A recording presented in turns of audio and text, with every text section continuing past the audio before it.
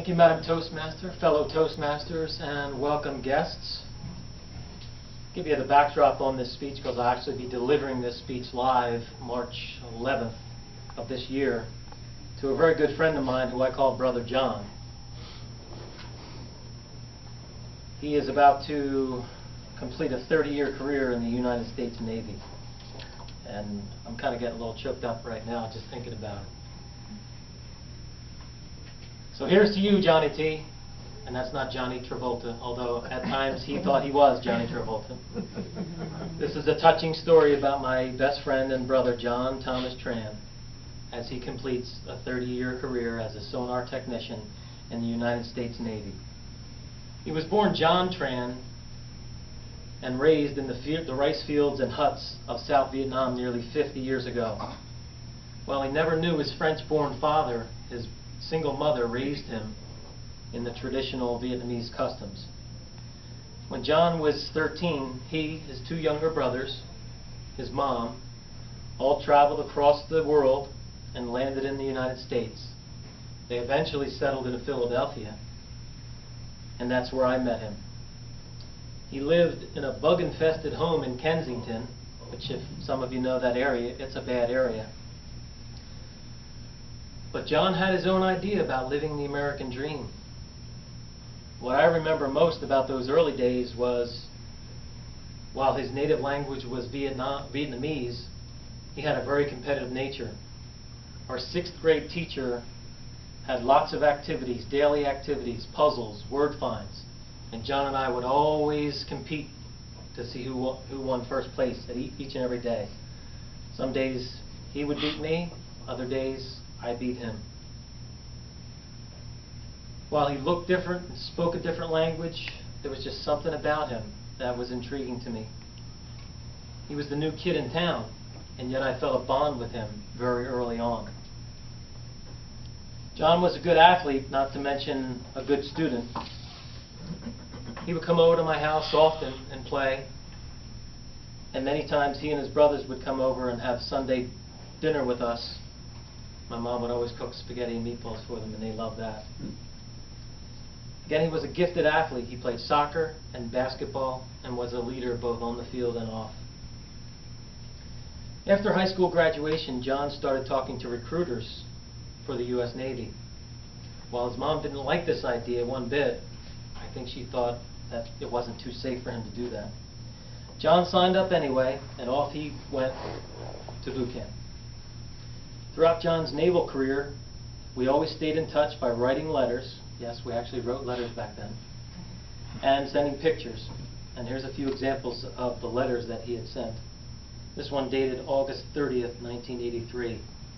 Thomas, when he called me that. I tell you the truth. Besides my family, you're like a brother to me. It feel like you're one of my brother, flesh and blood. So please, I'll make it up to you next time I'm here. I get home. All right, brother? Another letter dated October 2nd, 1983. We were talking about parents at the time. Look, if your girlfriend died, for instance, you always can get another girlfriend. If your best friend died, you always can find another.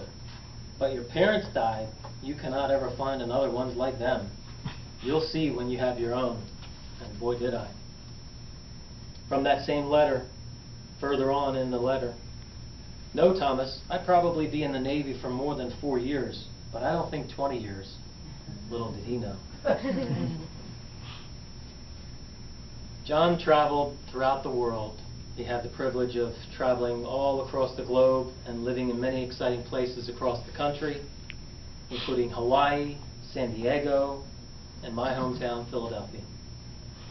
During his time in the Navy, he met a sweetheart down in South Carolina named Trish, and after a courtship, they married and started their own family.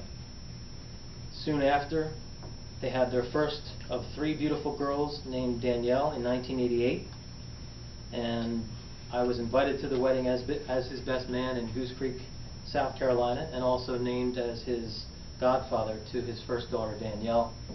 They had since had Michelle and Brittany, so now they have 3 grown daughters. But when John and his family lived in Philadelphia for a short period of time in the early 90s, our families would get together, and even if it was just sitting on the couch and listening and watching family movies, it was something special.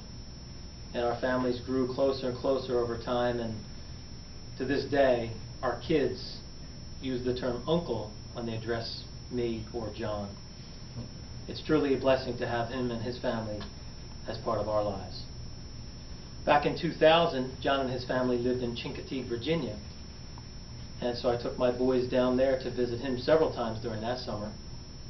In fact, John offered to keep my sons there for a whole week while I had to tend to some personal business back home. What a true friend he is. Another special time I recall is in 2002 when John was living in Jacksonville, Florida. I took my sons to visit, first time on a plane for them, and we all went to Busch Gardens in Tampa. What a fabulous time, and the weather was perfect for that January visit. Over the years, John has transformed himself. He's chosen the straight and narrow path. He's improved his English. He became a U.S. citizen in 1983. He even earned his bachelor's and his master's degrees all in the last 10 years. Here's a picture of John where he's chasing soccer balls instead of chasing women. I heard lots of stories about that. So here's to you, Johnny T., my best friend, my brother. Congratulations on your stellar 30-year career serving our country. As you embark on your second career, I know you'll take everything that you've learned, both in the classroom and on the field, to discover your next deployment, wherever that may be.